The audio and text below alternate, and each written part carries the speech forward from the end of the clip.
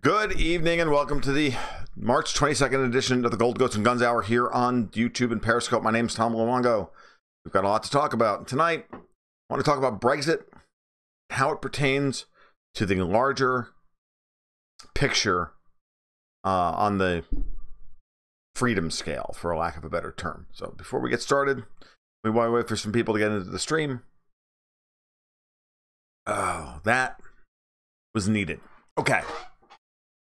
A little bit of housekeeping. Remember, every night's Friday night, 8:30, plus or minus 5 minutes or so, as well as Monday nights at 8 p.m. You can follow my work over at tomluongo.me, as well as over on Twitter at TFL1728. I also write regularly for Strategic Culture Foundation, as well as moneymarkets.com. So check those places out as well. All right, let's get to it. Brexit. We've talked a lot about it. Talked a lot about the ins and outs of what's going to happen next. Is there or is there not going to be a hard Brexit? What's going to happen? All of these things. And let me get Zero Hedge popped up while we're looking at this so I can make sure that I don't miss anything. Oh, yeah. Okay. So while we're talking about this, when we talk about Brexit, I'm sorry to get a little bit sidetracked, but I want to make sure that I'm up to speed. All right. Brexit. We've talked a lot about it tactically. Talked a lot about some of the strategies being involved in trying to stop it and get it over the finish line.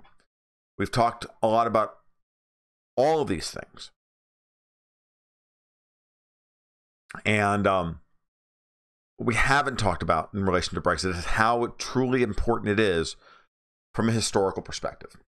So that's what we're going to focus on tonight. I have a blog post up and pretty much ready to go, just kind of waiting for the right time to publish it, probably tomorrow morning, going over a lot of this. To me, Brexit is the fork in the road. It's the moment that everybody on the left side of the aisle, for lack of a better term, and it's really deeper than that, have been dreading since the fall of the Soviet Union. In 1991, the Soviet Union fell. And it should have been a death blow to Marxism. Communism had failed. There was no reasonable argument that anybody could make in defense of communism at that point. Really. The French had already sensed that the Soviet Union was not the solution. Started to work on their postmodernist iteration of Marxism. Derrida, Sartre, Foucault, all those guys. And I ran into all this stuff in college. I ran into friends who are literally dyed-in-the-wool French Marxists. And it's kind of scary when you listen to them talk. These are very smart people who are ultimately very dumb. And then we got to the end of the Soviet Union in 1991. And they didn't have an answer as to why it fell. The inevitability of Marxism and the end of capitalism, the end of all of this stuff, left leftists really in a lurch. They didn't know what to do. Then the Berlin Wall fell, then everything happened, and all of a sudden, the U.S. had won. Capitalism had triumphed over Marxism and all this stuff, but not really, because we weren't no more truly capitalistic than the commies were really communistic, because the commies were living off of their massive oil reserves. We had the British were not part of the free world for most of that time, since after World War II they adopted an even more virulent form of Marxism than the Russians did. And British Marxism, people don't talk about it, but British Marxists are the worst of the bunch. So what were we left with, right? Francis Fukuyama called for the end of history, and individualism had won the ideological debate. If you frame the United States as the bastion of individualism versus the USSR as bastion of communism. One had won out over the other. Well, the superior system did win out over the other. There's no doubt about that. But to say that the United States is anything close to any kind of capitalist ideal, only a Marxist would make that argument. So, but they really didn't have a good answer to the problem of what failed. Why did it fail? They had been telling us for 100 years that it was inevitable, that this is what was going to happen, that the Soviet Union was the future, that guys like Bernie Sanders, danced with commies and knew it was all the right thing to say and it was all the right thing. Right? And so at that moment, the left had to change their argument. And they did. And you saw it immediately. I don't know about you, but I saw it immediately. I'm old enough to remember all this stuff. They knew they couldn't argue communism anymore, but they could argue European democratic socialism. They could argue that, no, really, it wasn't the USSR that was the model. It's all these Western European social democracies. And if you look over the last generation and a half or so, they've all done the same thing. They've been making this argument over and over again. Well, we can have free healthcare. We don't need communism to have free healthcare and free. We agree with you. Communism is bad, but we can still have free healthcare, free education, all of that stuff if we just stop spending money on all the wars and all the other things. And I agree with not spending money on all the wars.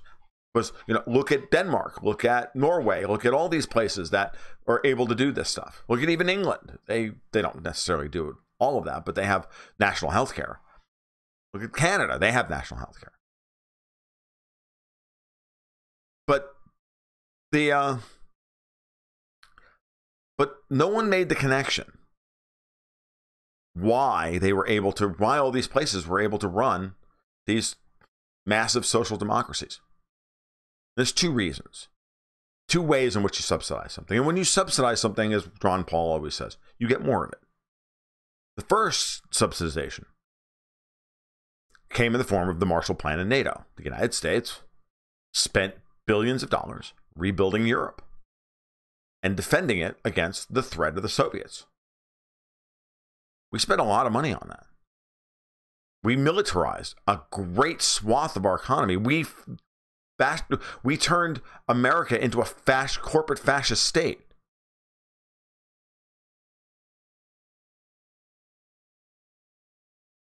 To protect Europe. While Europe wallowed in democratic socialism and leftism. Because we weren't paying their externalities. We weren't paying for their defense while they rebuilt. Well, we were paying for it. They weren't paying for it natively. There's all that cost, all that social cost offloaded. And then the second thing that happened was the rise of the oil economy. The discoveries off the North Slope, off the north of England, Scotland.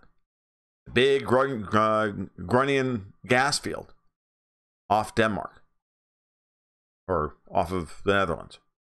Right? Canada, huge oil reserves. Right? I mean, all of these places have one thing in common. They're able to subsidize small populations with oil income. And they've all pretty much reached the end of that. Now they all have to import their oil. And when you're importing oil and you're paying market prices for oil, and it's no longer you export the oil, you produce more oil and more energy than you produce, export the excess, and the state gets a tariff off of all of that to subsidize healthcare and education and pensions and all of this stuff.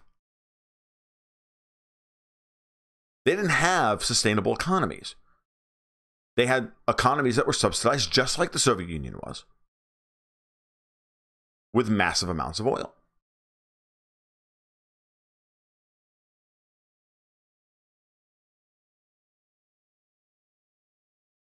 So, in the broad scheme of things, when you look at where we are today, the EU is running into the very fundamental problem that they don't have the resources necessary to sustain their social democracies. The promises of their democratic socialist model can't be paid, can't be made, can't be met. They have written checks their social democracies can't cash. And they've spent debt, piled debt on top of debt, on top of debt, on top of debt, and so have we. And today, they're at the mercy of oil exporters, real oil exporters. Saudis. The Saudis are going to run into the same problem. They're already running into the same problem. The only difference between Norway and Saudi Arabia is white people and snow as opposed to brown people and sand. It's the same economy. They don't have any native economy in Norway other than oil. And now they live off of their massive sovereign wealth fund. And eventually, that will fail. Now, if they're prudent, they can make it last a long time. They can, Statoil can diversify its holdings, which is what Aramco is doing now. Aramco can't keep up the production. They know that they can't keep up their production forever. BP, Royal Dutch Shell, look at these companies. They don't produce natively anymore. They're global businesses now. Royal Dutch Shell bed with Gazprom, for Christ's sake. After having exited the North Slope last year or the year before, as well as Alaska and Western Canada. So again, I say to you over and over and over again, when you look at Brexit, Brexit is a symptom of a much deeper problem. It's a symptom of the promises of European socialists that they can't pay, that they can't deliver on. And that's what's breaking the European Union apart. And Brexit's just a symptom of that. Nothing more, nothing less. It's just a symptom of a much, much, much deeper problem. Okay? And that's where we are today. Should be back.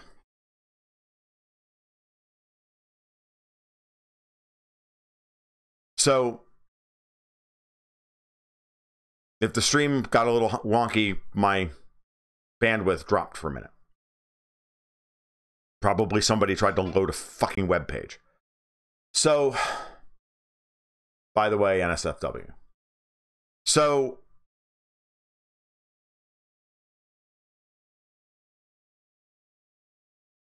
we should be good now. So, that's where we are. That's why they're fighting Brexit as hard as they can. Because if the EU fails, remember, we shifted away from communism, was inevitable. And then it was, no, really, it was democratic socialism. We can do this. We know we really can. We can still be progressives. We can still live off of other people's money. We can do this. We just have to try harder. I had a dropout in bandwidth for about 30 seconds, guys. So that's what the problem is. So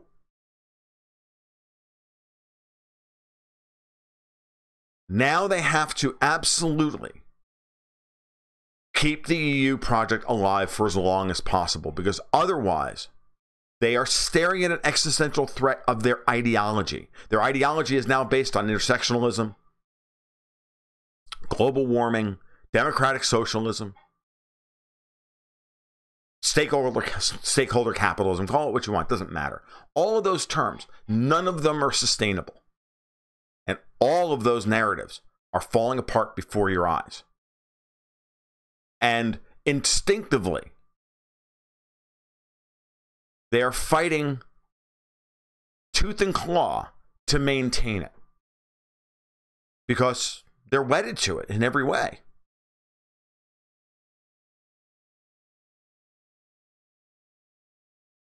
And that's why Brexit has to happen. That's why it's so important. Okay? At the end of the day, Britain's a police state. They've been a police state for a couple of generations now.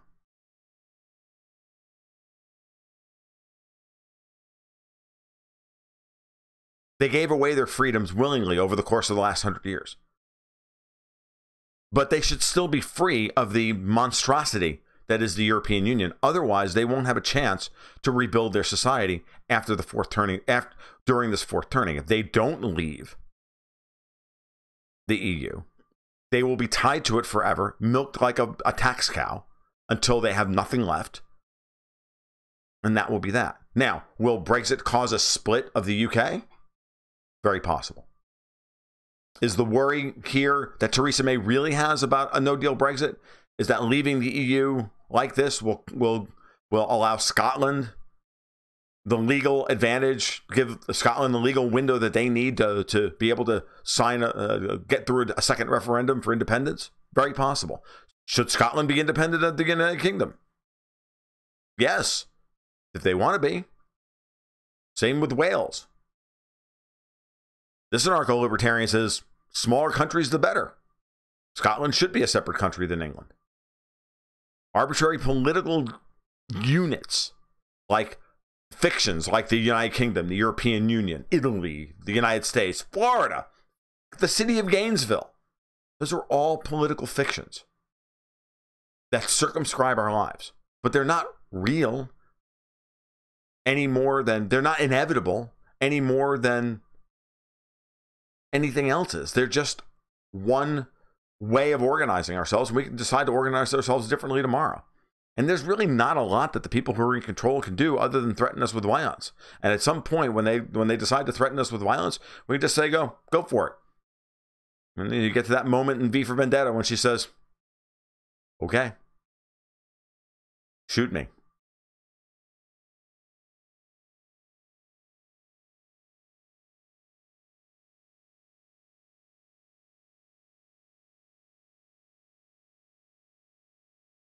There was no updates today from Brexit. All the fireworks were yesterday. And you can see what happened yesterday, right? The European Council went into a meeting yesterday. It was supposed to be a 1-hour rubber stamp session. They thought they had the Brits dead to rights. They thought they had Theresa May completely bamboozled, cowed, or on her side. On their side. And they don't. She went in there and she refused to take no deal off the table. She said, look, I want a small extension, either hammer out a deal or we leave on June 30th. I am not prepared to give you a 2-year extension for you to screw us over. That's not happening. And at that point, that 1-hour meeting turned into a 5-hour shit show.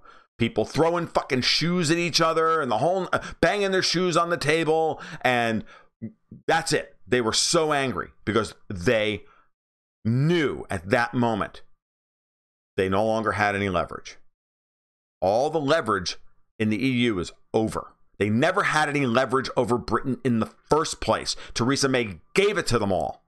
All their leverage is built up in useless people like Anna Soubry and Yvette Cooper and Jeremy Corbyn and the rest of them. And Michael Gove and Dominic Grieve. And all of these literally worthless democratic socialists who don't want to see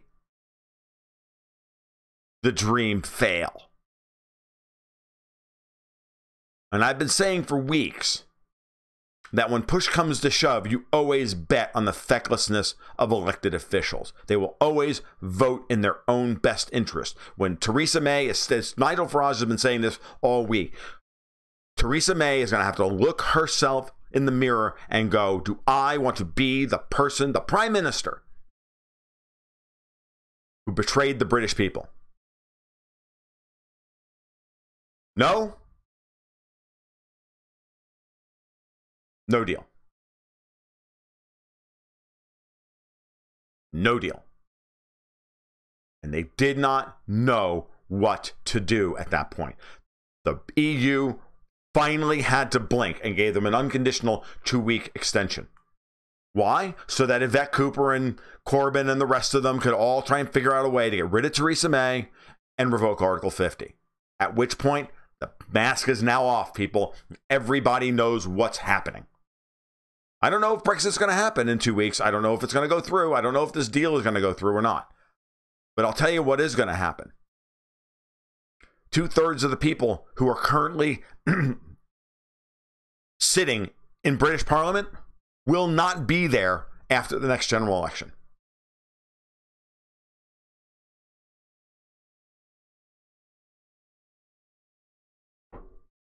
That you can take to the bank.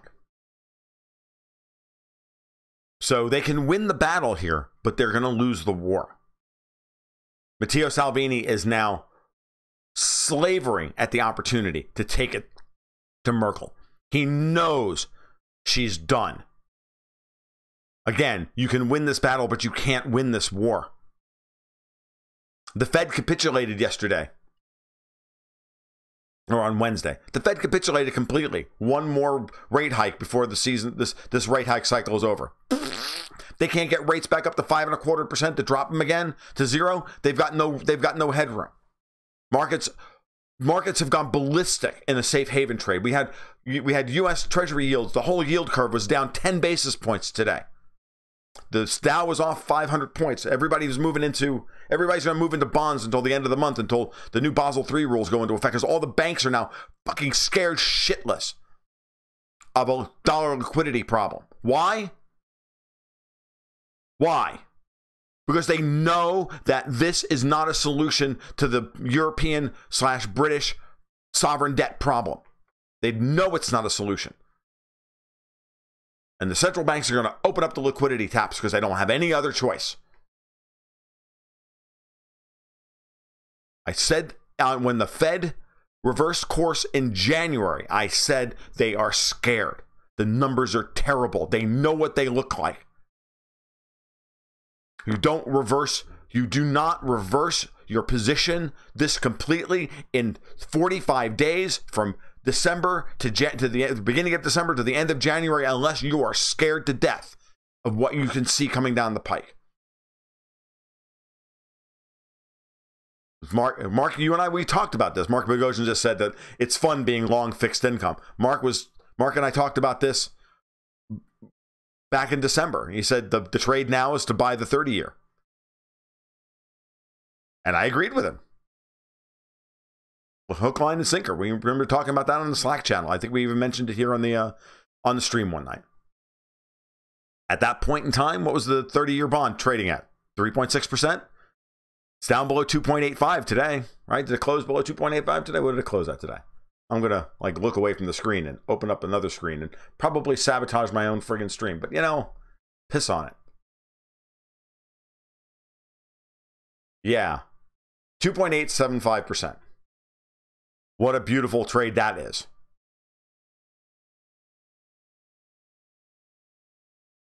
U.S. yield curve. Once it inverts anywhere, it's going to invert everywhere. This is a verity. It's a truth. Carry trades are finished. You're absolutely right, Tim Cutler.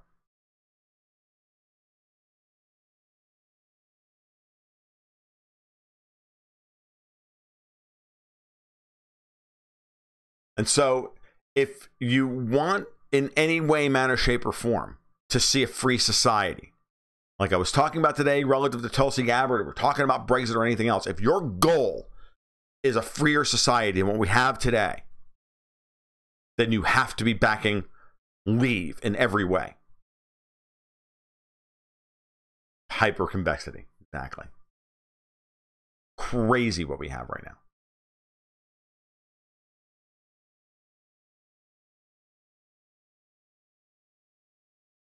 Stream should be good on my end. I don't see any more drop frames on my end. Okay. So Euro was off today. The EU supposedly got what they wanted, an extension. Didn't get a real extension. EU blinked. The Euro closed below $1.13 today.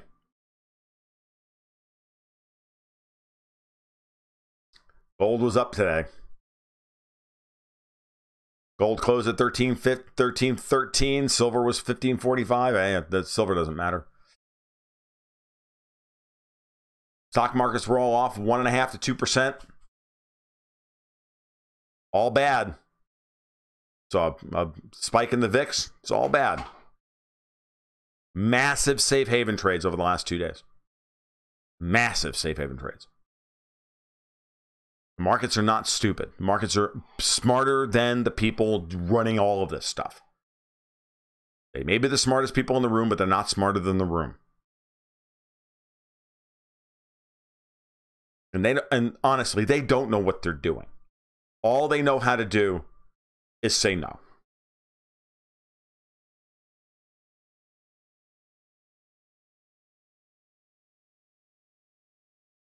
It's not that it's... So Rexman says, mark the fantasy ad infinitum. So what's new? What's new is once confidence in the system collapses, you can't mark the fantasy anymore. The market will always instill discipline over these markets. It may not do it in the time frame that you think it should. The market may still not believe that you may jack out of the market. I may jack out of the market. Mark Bogosian may jack out of the market, right? There's billions of people trading these markets. These billions of people who have a vested interest in the markets not failing. So people are rigging these markets. These central bankers that are rigging these markets can use that to their advantage. As long as everybody believes that they have control over these markets and can handle whatever comes down the pike, markets will stay relatively stable. The more they have to try and stamp out volatility to keep the markets alive, it's just a matter of time. That's your first signal. Now, that signal could last 6 months, a year, 3 years, whatever. But it has to percolate through the entire society. The entire society has to lose faith in their elected officials, in their central bankers, in their educators, in their media, and everything for the whole system to collapse. Because no one wants the system to collapse. But once you reach critical mass, and the farther in debt that you are, the more levered up you are, the less it takes, the less energy it takes to collapse everything. That's the really important point. That's the part you can't quantify it. So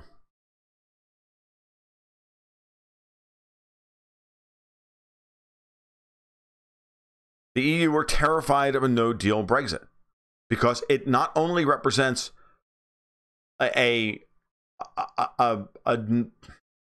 shiv to the heart to the German banking system, but it's what I was talking about. It's a death blow. It's an existential death blow to the ideology on which it's based. And we're going to find out really quick that this stuff doesn't work. And that all of a sudden, all these bi-coastal smug freaking liberals in the US and in London and Paris and Brussels and all around the world are going to stand up and go, oh, fuck. And what are they going to do then? Well, that really wasn't democratic socialism. You were ruled by social democrats for 70 years. Well, that's not really what we want. You know, it's better than that. We can do better than that. We can. Just believe us one more time. No. Fuck you. No. Fuck you. Shut up. Grown-ups are talking now.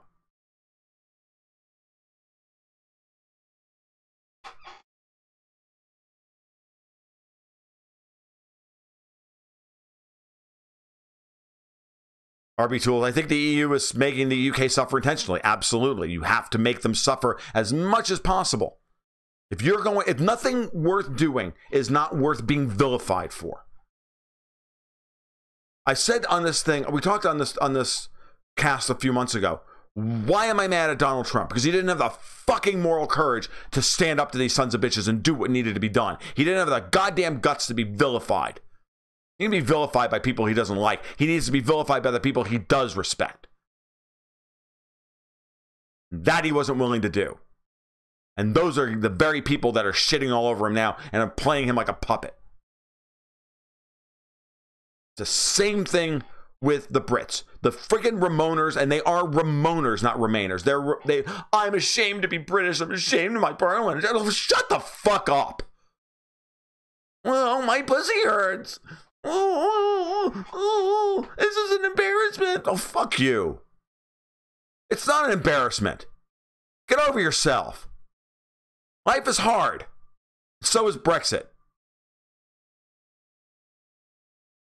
It's serious. This is what it amounts to. It's the same thing with friggin' liberty. It's the same thing with the losertarians I was complaining about this afternoon. Yeah, life is hard. Get a decent candidate. It's not going to be easy. You want a free society? You're going to sit on there and clutch your friggin' pearls all day and not partake of anything?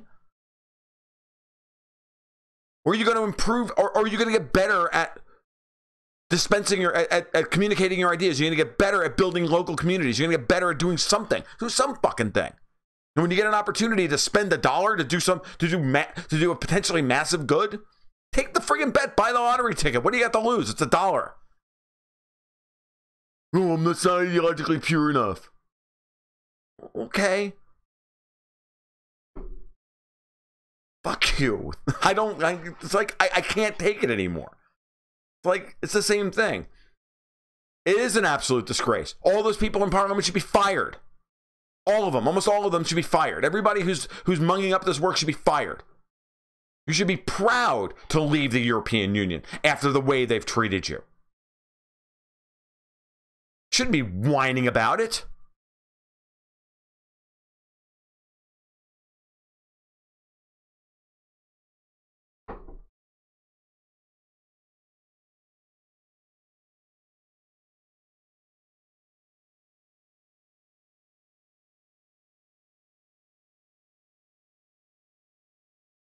Shouldn't be whining about it. Get on with it. Move on. Just watching the Grand Tour before we started tonight, and James May was going on about his latest episode. He's going on about this BMW that he was in against two British touring cars, a Bentley and a Aston Martin. Believe me, I'll get to the point. James May is rabidly anti-Brexit because he's rabidly one of these worthless, effete London libs. He's funny as hell. I love the show, but politically he's a disaster. So there he is going on and on and on about how, well, this German cars, no nonsense, and those other cars, well, they're just so unbelievably British. This is coming from the man who reveres the British, the Brits in World War II and all this. But now it's no longer important because now, the British cars all have to be made in Germany. The good British cars are all made with German parts and then just assembled here, designed in Britain and then manufactured by Germans and assembled back in Britain, right? I'm like, do you know why do you know why the Brits can't make a decent car on their own? Do you know why the Germans do it so well? Because you embraced friggin' Marxism after World War II, you stupid ass, and you're blocking Brexit so that the money can flow in the opposite direction.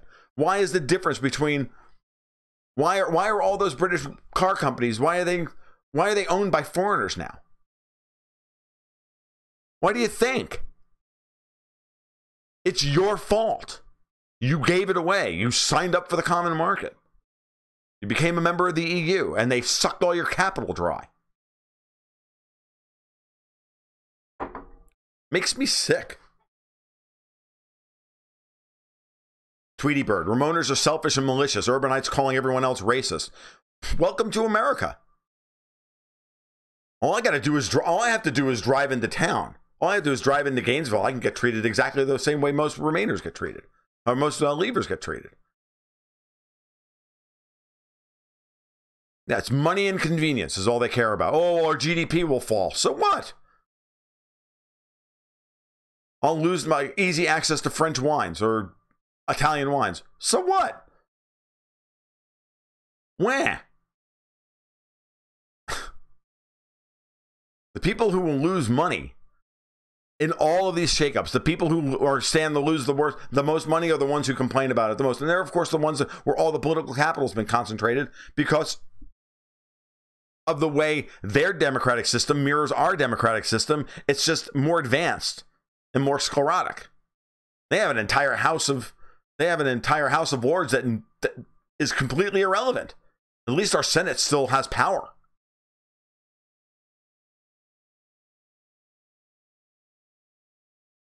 Nissan makes a good car, Rex, man. I have no problem buying them. Actually, like three of my last cars are Nissans. They're just freaking, they're built like tanks. As far as trucks go, I wouldn't buy an American truck. Nissans are better built. I actually want my truck to last. I have a Chevy truck. It's a piece of shit. I had a Nissan. It was amazing. I had a Toyota. It was amazing.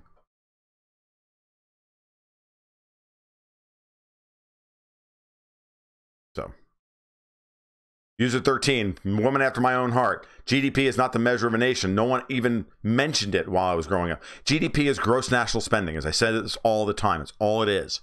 And when you mix government spending in with the rest of the private economy, you don't have GDP. You don't have an accurate measure of the economic value created by an economy. It says nothing about the quality of that spending. We could have if we had an economy of $12 trillion and all we did was produce and eat candy bars. Is that a good economy? Is that a sustainable economy? No, it means nothing.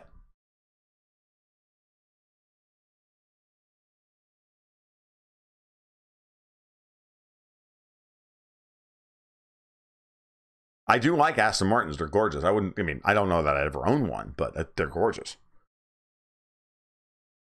Look how healthy I am. I am spending so much. Exactly, Stan Minchow. You're exactly right.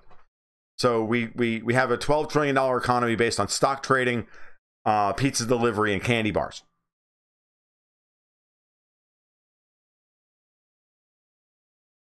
They're the biggest economy in the world.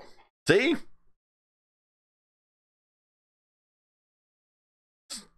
Mean anything.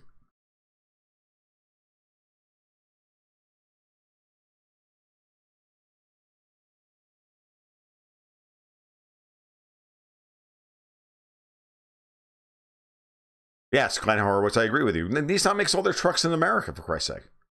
For those who have the where it matters, the last I heard, Nissan had the highest percentage of American-made parts in them. They do.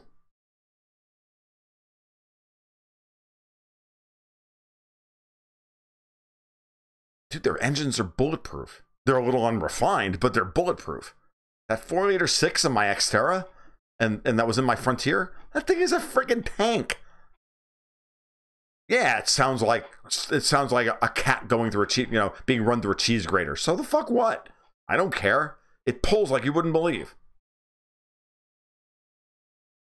And they're ubiquitous through shadow. So if something does miraculously go wrong with the fucking thing, like getting parts for it is not gonna gonna be hard, because there's a billion of them, and because they've been making the same engine for the last 15 years. It's a great engine. There's no reason to change it.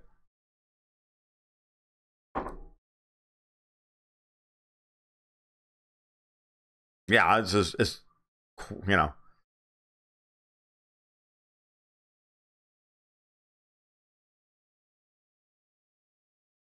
It's crazy where we are. And it's why we, as people, you take your advantages where you can get them. You take your opportunities where you can get them. Like, I'd be happy to support the LP candidate for president if he was actually a libertarian. But he's not. Gary Johnson's no libertarian. I sat here and I listened to these anarcho-capitalists, say that, go vote for the libertarian in the local election. What's that going to do? They're still going to get 4%.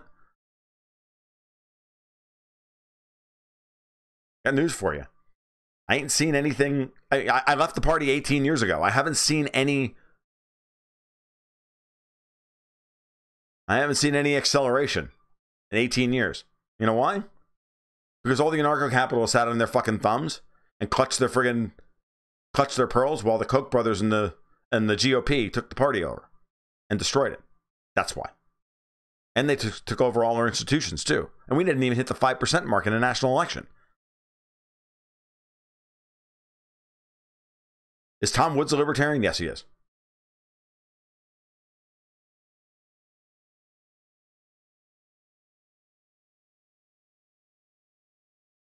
Rocket Man's telling me about his goats. Yeah, I'll get used to that. Goats getting their heads stuck in fences and feeders. They do that. You have to keep your ears open all day long, listening for the cries of distress as opposed to the cries of I'm hungry. You have to know the difference. We do.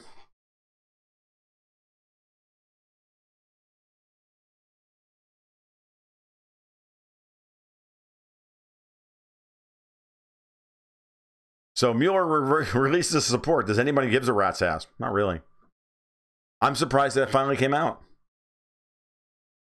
Camille was just asking me this morning. He's like, when are they just going to release the goddamn thing? I'm like, November 5th, November 10th, 2020? What?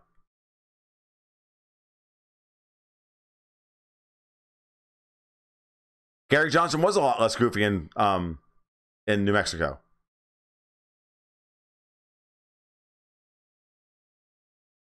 Yeah, no. Johnson is aggressively, yeah, he's no longer anywhere close to a libertarian.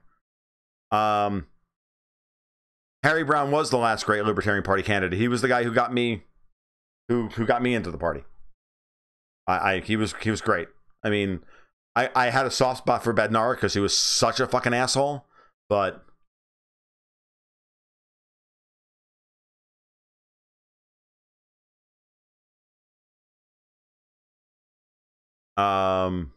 yeah, Cube Dog. Not only is Paul Ryan, so Fox News is going to turn into MSNBC in the next year or so. Hannity will be gone soon. Tucker Carlson will be gone soon. You wait.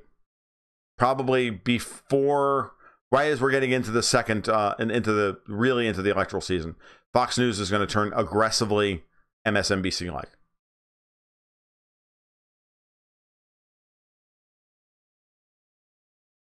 When are we going to get $1 trillion note? We're never going to have hyperinflation here, like you're talking about. For you, it's not going to happen. We are still the world's reserve currency. Most of the world's debt is denominated in dollars. Until there's no debt denominated in dollars,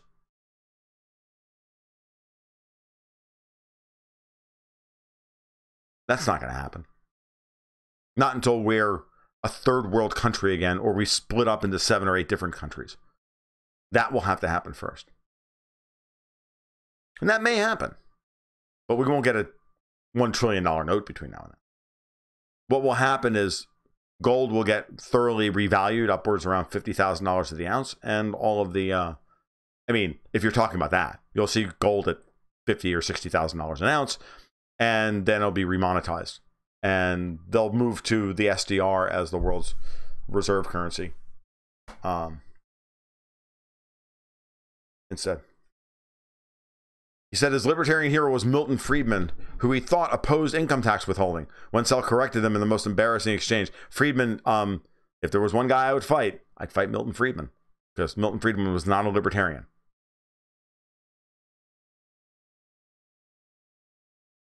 I know. Donna Brazile and Paul Ryan on Fox News, hired in the same week.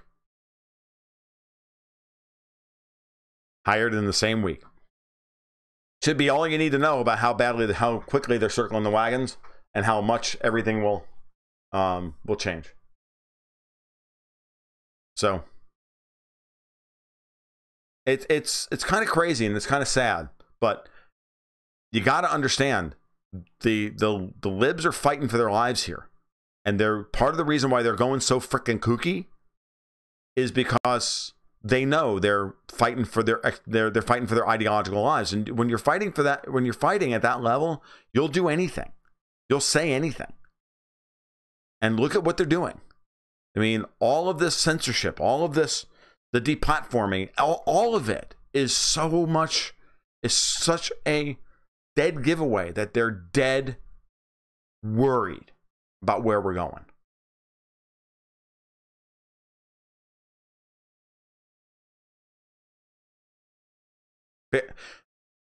Shat in the Woods, you're absolutely correct. Eventually there will be Trump TV. Trump will hand the check over to Don Jr. and start the process of the new channel. That's what's coming. It's absolutely what's coming. Not a doubt. I don't even, not even worried about it. No, Tom Luongo TV would be not fit for human consumption. I wouldn't want, I couldn't do this. I'm too freaking lazy to prep a real show.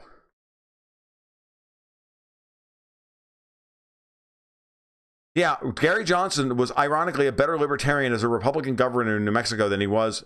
And he was a great governor. I know. He was great. We loved it. We loved the fact when he joined the party, right? No, he was a fucking stalking horse for the GOP.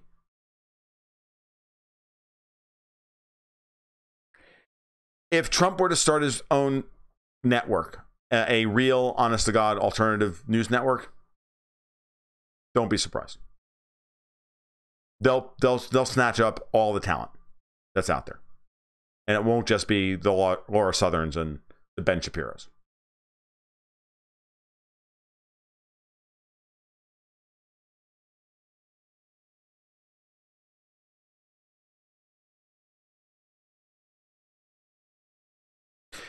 North on 60, the Murdochs need their war whores to propagandize the upcoming war over the Golan Heights, which belong to Syria, which you're right. What a sick bunch of scum. You're right. Yeah, the Murdoch clan is absolutely one of the most, they've always been this way. It's always been the Wall Street Journal. Fox News has always been a stalking horse for the establishment to push Republicans back into the always push them left whenever they start to veer anywhere towards any kind of constitutional position. Yeah, Hannity's not talented. I mean, he's talented at what he does, but he's not interesting.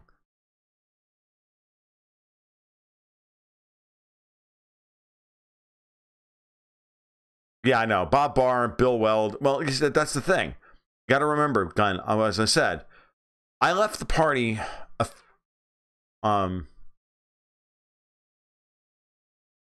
back in 2003, 2004, or somewhere around there. 2004. And it was obvious then when I didn't get it was obvious in the LP of Florida that when I ran for off the cuff, by the way, when I ran for at the LP convention when I threw my hat in the ring for LP party chair, LP of Florida party chair, by the way, one of the three biggest, most powerful parties within the LP, because we're one of the biggest delegations. It was obvious that the GOP operatives that were in the room were scared to death because I only lost the vote by one. I only lost the position by one. And a useless fucking GOP hack named Doug Klippel was re-upped because, well, he had a little bit more money and he would be able to buy his own plane ticket to the national convention as opposed to me asking for $200 to go to the freaking national convention. Right? This is ultimately what it came down to. Now, if I had been at the national convention in 2004, ain't no fucking way, one, Michael Badnarik would have ever been the candidate, and two, the Wayne Allen Root wing of the LP would have ever gotten anywhere because no fucking way would Florida have done, would have allowed that. Because all that would have happened was somebody would have whispered, oh, by the way, the Koch brothers are behind all of this shit. About like, that's it, done. We're not voting for anything. Y'all are out of here. And that would have ended it. But because Florida was in the bag, well, because the takeover of Florida was in the bag, we were done. The whole Rothbard wing of the Libertarian Party literally died that year because that's when they changed the platform. That's when they changed the Constitution and bylaws. It was the party was done by then. So Tucker Carlson is great. I like Tucker Carlson. Is there any hope? Yeah, there's plenty of hope, Cube Dog, because it's all moving in the right direction. Strategically, long term, all moving in the right direction. Tactically, right now, it could get crazy. Next couple of years are going to be tough. They're going to be hard. It's going to be hard to keep your spirits up during all this. They're going to throw everything at you. As they're dying, dude, they're going to throw everything at you. They're going to make you think, why the fuck do I even want to be a part of their society? All these guys, all these people calling in the Nigel Farage show and saying, if they betray Brexit, I'll never vote again. Wrong response. I know you'll be angry. I know you'll be pissed off and betrayed. No, you've got to do it again. You got to show back up the next time. You got to storm freaking Westminster. You can't just pull the typical conservative. I'm just going to go back to work. Fuck it.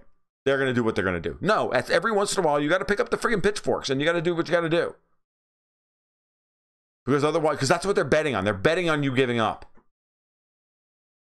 They're betting on you clutching your pearls and going home. No, you have to. Tucker is not a libertarian. He's never been a libertarian, Stan. He's become more libertarian as he gets older. And he's become more anti-corporatist as he's gotten older, which is a good thing. But he's a very conservative person. He's a very community-oriented person. He's a very conscientious person. He's not necessarily a systemic thinker.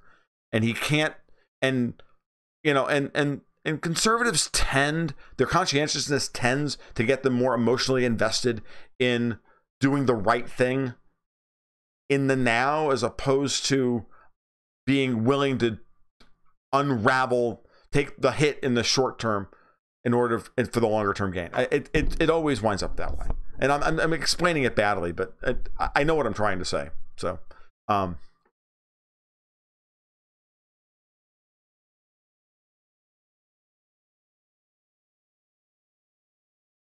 if ANCAPs make progress in the public mind, it'll be when they accurately identify as anti-federalists like Tom Paine and Patrick Henry. Maybe. Yeah, maybe. I'll think about that, Glenn. It's a good point. Always fear the wounded dog. Exactly, Ryu. They're gonna make it look like they're gonna throw everything at you before they die.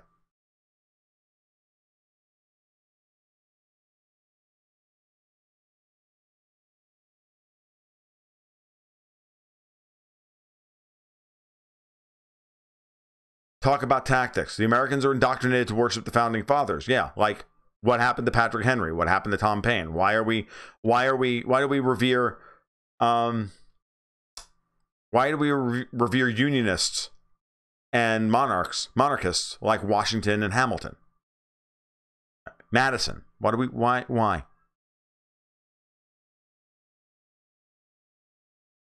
And then there's user 13 at the end of the day, and she's absolutely right. This is what needs to be done. Ignore the liberal BS. Have your kids. Get out of debt. Grow some food. Build your communities. And stop being swayed by the outrage porn. Turn off your Twitter feed. Do you want to know that I don't spend any time on Twitter's main feed anymore?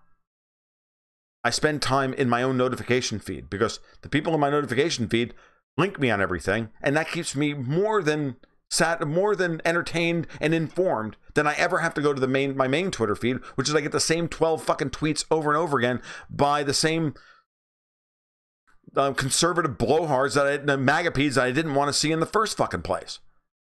And that I followed. I'm too lazy to go through my follow list and just unfollow. I never get any information out of my main feed. That's part of the legitimization of Guaido in Venezuela. I just won't vote. Exactly.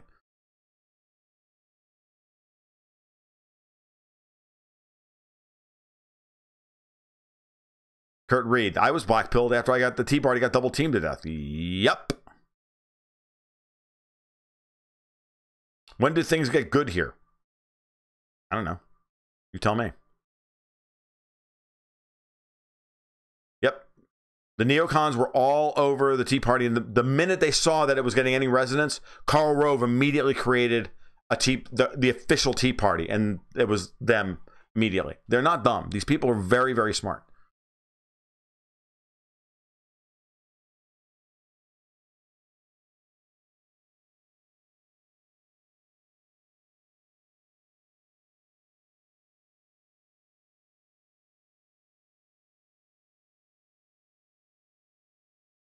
Why were the tainted founders revered? Easy, because they got suckered into Al Hamilton's Constitution and the centralized state. Yeah, exactly.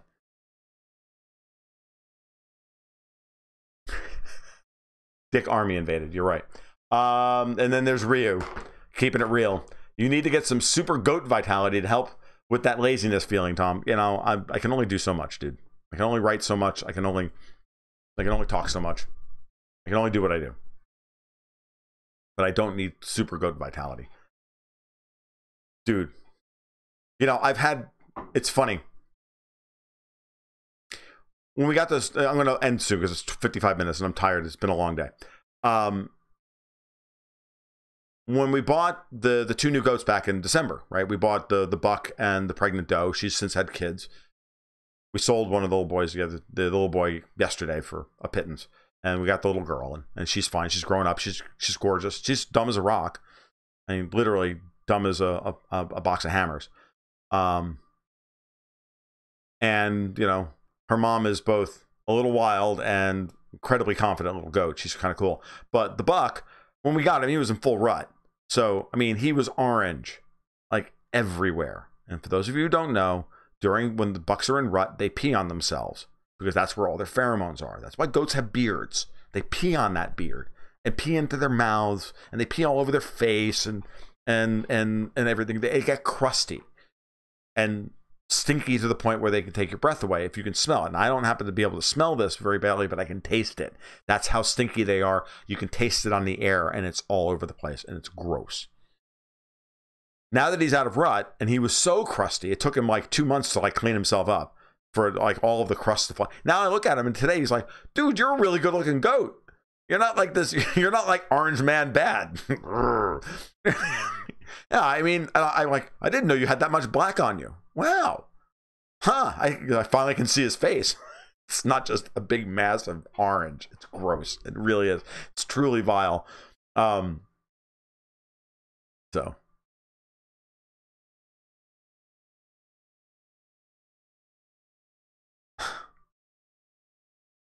So yeah, just funny.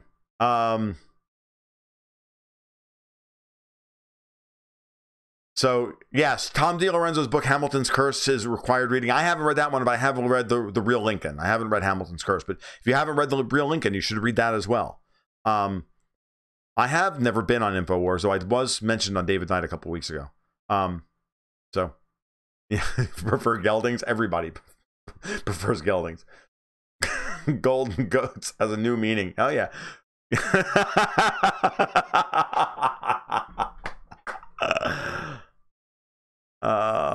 Storm came through and missed the internet, and the internet went out. You missed the show. Well, you can catch it on replay if you like. But yeah, it's been a good time tonight. I don't know. I'm about done though. I've got a bunch of stuff I need to write tomorrow. I should write something for Strategic Culture tomorrow. So yeah, I don't know if he went to. He's not a swan or anything. He's not the best looking goat I've ever had. And a buck without horns is just a little weird. I've never had a buck without horns. And this guy, they obviously dehorned him when he was a kid. I never had a buck that didn't have horns. And I don't actually like having a buck that doesn't have horns because you don't have handlebars to hold on to him when you need to worm him or give him a shot or anything else like that. You just get over his you grab his horns and you can put your leg over, sit on him basically, get your knees behind his front legs so he can't move, and then hold on to his head, and then Camille can do whatever she needs to do, give him a shot, worm him, whatever. And so without horns, that's hard. And then because then you got to just grab him, and when he's in rut, it's not just getting your pants dirty now. Now you got to get your arms dirty. Now it's all over your hands, and it's all over your arms and your shirt and your chest because you got to lean into them. And God, it's fucking gross. It really is. It's just fucking gross. But I love my goats. I mean, don't get me wrong. That's just they're disgusting, and you can't get it off. It's like a skunk. You can't get it off you. I wash my hands in fucking ammonia for Christ's sake, and it doesn't come off.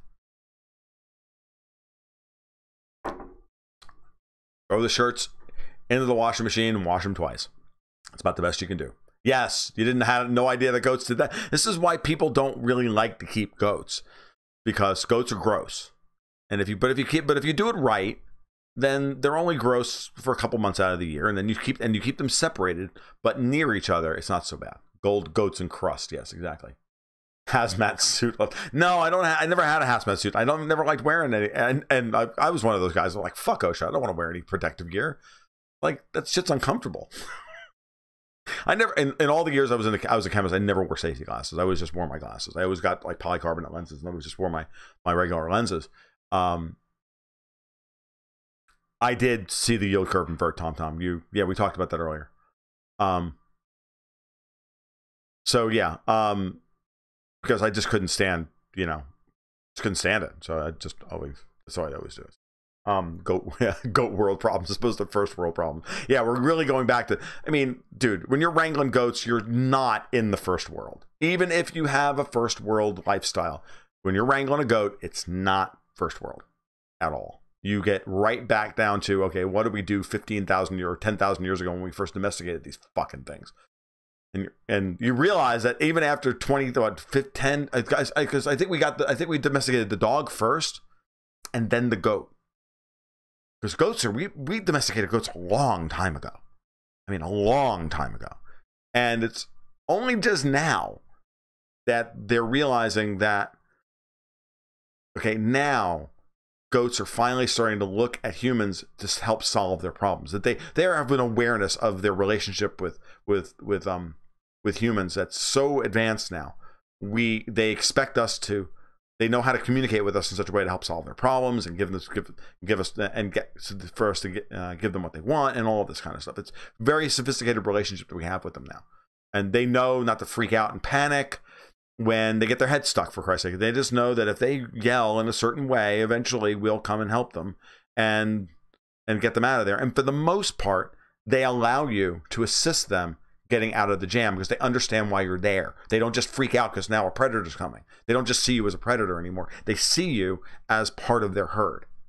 And they see you that way. And I can tell you that that's absolutely correct. I mean, that's on an animal by animal basis. Obviously, there are some that are so skittish and so wild that that's never going to be the case.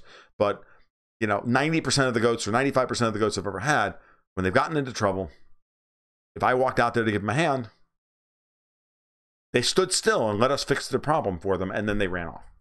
And then we're appreciative. So, I am not really a shepherd. I have a handful of dairy goats and a buck. And at this point, I mean, I used to have a big meat herd of about 30, 35 animals, but I don't anymore.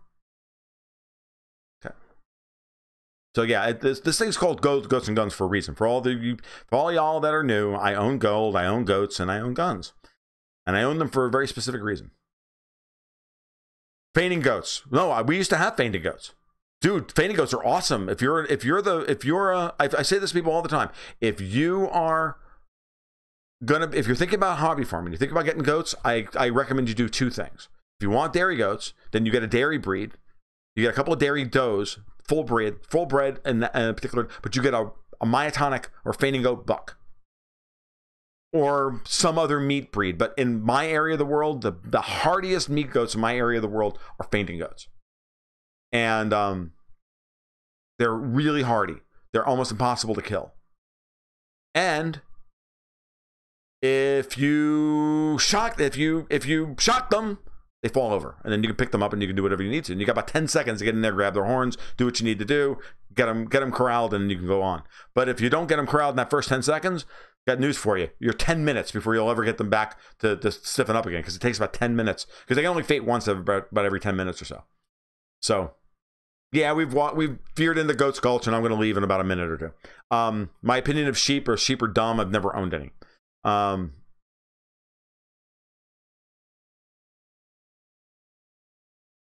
I never did. I don't have any fainting goats anymore. We always said that, we missed our calling. I should have had my friend at the time videotape us while we were building the house, and we could have done the greatest reality show of all time, This Fucking House. We would still be stars on YouTube today. And then there was all the opportunities to, film fainting goats.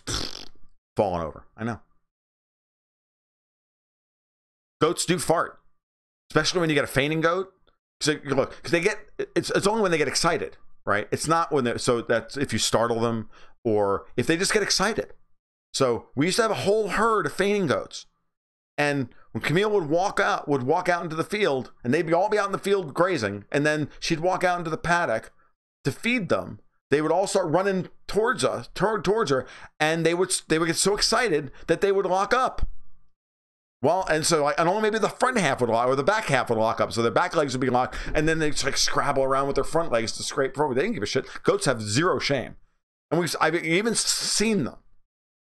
Like one, I shit you not. Trini did this. It was funny as hell. Beautiful goat she was. And she's running towards the paddock, and another one, and she tried to jump over another goat, and she locked up in midair and hit the ground like this, and then fell over on her side, still locked up, and farted. Funniest thing you ever saw. How the hell do they reproduce? The first time Jules, my fading goat buck, got a girl, Camille, again, not there with the fucking camera. Hops on the doe's back, does his thing. Goat sex only takes about 12 seconds, to be honest with you. And they're like in, out, repeat. They don't even really repeat. 1, 2, done, right? And then he does his business and immediately locks up and falls over. I had chickens. I don't want chicken. We raised breeding chickens for years. I'm not doing that shit anymore. Matter of fact, I'll probably get rid of I'll probably not replace these ducks. We just met because I'm just tired of taking care of ducks too. But I just met a couple out that are local to us that have duck eggs. They have ducks. They're getting goats, and we're gonna trade like dairy for eggs from them for a little while. I'm at that point now where I'm like, I don't really even need to do this anymore. As long as somebody else has duck eggs that I can buy at a reasonable price, I'm good, because I'm tired of taking care of ducks too. So, but little did the goats know that you'll eat them. Oh yeah, they absolutely will get eaten. So it's really funny. I mean, I can barely describe it to you, because now, I mean, all that Camille said to me after that happened was she went, when Trini fell over on her side and she went like straight up in the air and then farted, was, now I know where the term tits up comes from.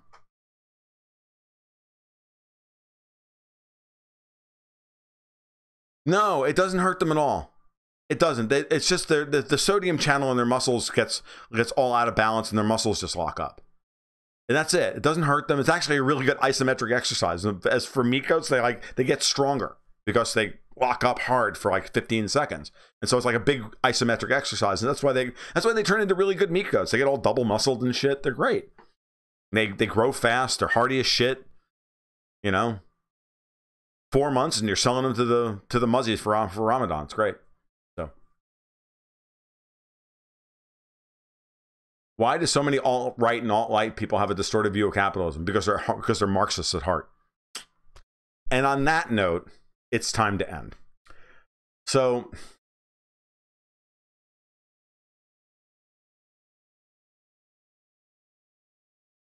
yeah, I think I'm going to go, but I appreciate that. You have to, and the thing about it is that, okay, the last thing to say about that. So Tom says, in today's world, goats, chickens, and farms seem so foreign. Everything is a cookie cutter urban Walmart villages. I think that's awesome.